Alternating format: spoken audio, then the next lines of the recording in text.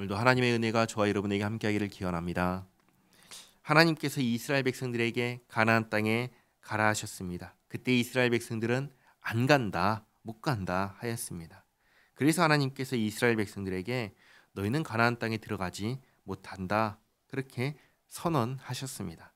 그러자 이번에는 이스라엘 백성들이 가겠다 하였습니다. 그러니까 어제 말씀이 이것이죠. 가라 하실 때에는 안 간다 하면서 불순종하고 못 간다 하시니까 가겠다 하면서 또 불순종하였습니다. 이제 이스라엘 백성들은 약속의 땅에 들어가지 못하게 되었습니다. 그렇다고 다른 데 갈 수 있는 곳도 없습니다. 광야에서 삽니다. 광야에서 40년간 살게 되었습니다. 민수기 15장부터는 광야에서 일어나는 이야기입니다. 15장 1절입니다. 여호와께서 모세에게 말씀하여 이르시되 이스라엘 자손에게 말하여 그들에게 이르라 너희는 내가 주어 살게 할 땅에 들어가서. 이제 이스라엘은 40년을 광야에서 살아야 합니다.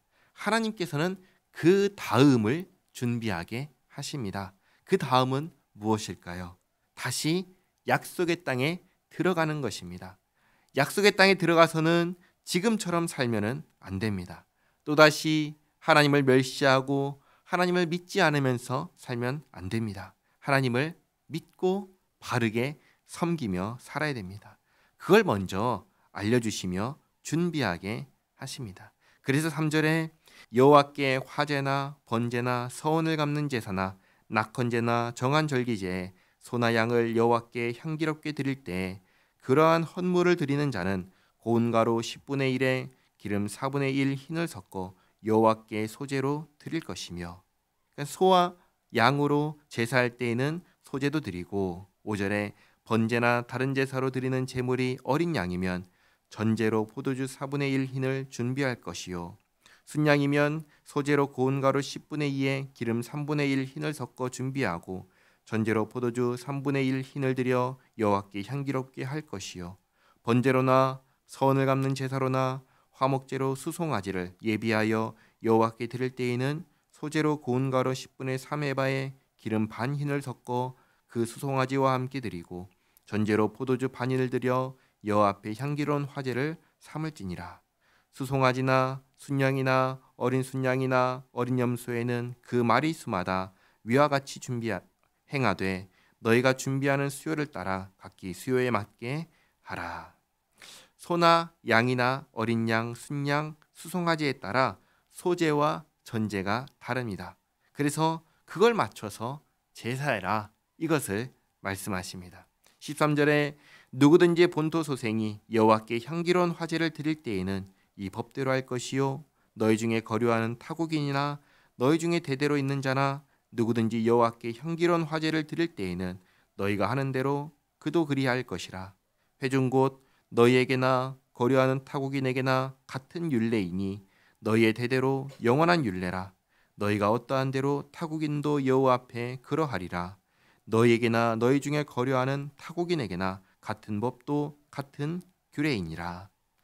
다시 말해서 이스라엘 백성이나 이방인이나 하나님께 예물을 드릴 때에는 차등을 두지 말고 동일하게 시행하라고 하십니다. 이것을 첫 번째로 말씀하시고 그 다음으로 17절에 여호와께서 모세에게 말씀하여 이르시되 이스라엘 자손에게 말하여 이르라 너희는 내가 인도하는 땅에 들어가거든 그 땅의 양식을 먹을 때 여호와께 거제로 드리되. 거제는 제사하는 방식 중에 불로 태우지 않고 제물을 높이 들어 올림으로써 하나님께 드리는 제사가 거제입니다. 그래서 20절에 너희의 처음 익은 곡식가루 떡을 거제로 타작마당에 거제같이 들어 드리라. 너희의 처음 익은 곡식가루 떡을 대대 여호와께 거제로 드릴지니라. 이번에는 먹을 것과 관련해 가지고 가장 먼저 얻은 곡식가루로 만든 떡을 가장 먼저 하나님께 거제로 드리라 하십니다. 우리가 밥을 먹습니다. 밥을 먹을 때마다 이것을 주신 하나님을 기억하며 감사하며 먹는 것처럼 약속의 땅에 들어가서 매년 추수할 때마다 이것을 주신 하나님을 기억하고 하나님께 감사하며 하나님께 먼저 거제로 드린 다음에 이스라엘 백성들이 먹게 하신 것입니다. 그러니까 그러니까 지금까지 말씀을 정리하면 이렇습니다. 이제 이스라엘 백성들은 광야에서 살아갑니다. 40년을 광야에서 무엇을 하면서 살아갈까요? 다음을 준비하면서 살아가는 것입니다. 나는 못 들어가지만, 나는 약속의 땅에 못 들어가지만 내 자녀는 그 땅에 들어갈 것입니다.